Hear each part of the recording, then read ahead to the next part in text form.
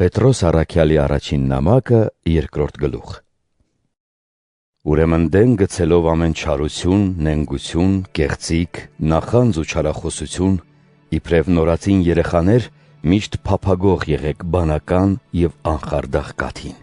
որպեսզի նրա միջոցով աճեք փրկության համար, քանի որ արդեն ճաշակել եք, որ քաղցր է Տերը։ Մոտեցեք նրան, կենդանի վեմին, որը թեպետ մարդկանցից անարգված, բայց Աստծու առաջ ընտրյալ ու թանկագին է։ Եվ դուք, իբրև կենդանի վեմեր, կառուցվում եք որպես հոգևոր տաճար անարատ քահանայության համար, որպեսզի Հիսուս Քրիստոսի միջոցով մատուցեք Աստծուն հաճելի հոգևոր զոհեր։ Քանզի գրքում էլ կա,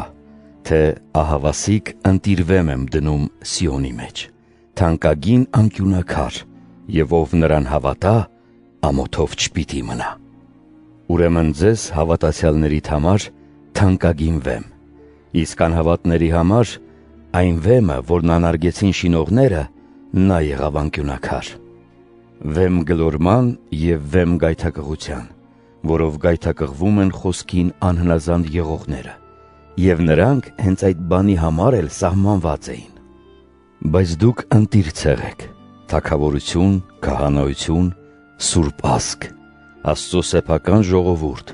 որպեսզի հռչակեք նրա առաքինությունները, որ ձեզ խավարից իր սքանչելի լույսին կանչեց։ Դուք մի ժամանակ ժողովուրդ չէիք, բայց այժմ Աստծու ժողովուրդն եք։ Դուք ողորմություն չէիք գտել, այժմ ողորմություն գտաք։ Սիրելիներ, աղաչում եմ ձեզ, իբրև պանդուխտների և նժդեհների, որ հեռու մնաք մարմնավոր ցանկություններից, որոնք պայքարում են հոգու դեմ, և ցույց տաք ձեր պարկեշտ վարքը հեթանոսների մեջ, որպեսզի այն բանում, որ ձեզ բամբասում են իբրև չարագործների, տեսնելով ձեր բարի գործերը, փառավորեն Աստծուն նրա այցելության օրը։ Հնազանդ եղեք մարդկային ամեն իշխանության ի սեր Տիրոջ, թե թագավորին որպես գերագույն, թե կառավարիչներին, որպես նրա կողմից ուղարկվածների, չարագործներին պատժելու, իսկ օրենքը պահողներին գովելու։ Որովհետև Աստծու կամքն այն է, որ բարեգործները պապանձեցնեն անխելք մարդկանց տգիտությունը։ Ապրեք որպես ազատներ, և ազատությունն իբրև չարիքի պատրվակ մի բռնեք, այլ ապրեք որպես Աստծու ծառաներ։ Հարգեք բոլորին, սիրեք եղբայրությունը, վախեցեք Աստծուց, պատվեք թագավորներին։ Ծառաներ, ամեն ինչում երկյուղով հնազանդ եղեք տերերին, ոչ միայն բարիներին և հեզաբարոներին, այլև դաժաններին, քանի որ Աստծուց է այն շնորհը, երբ մեկը հանիրավի տանջվում է բարի խղճով։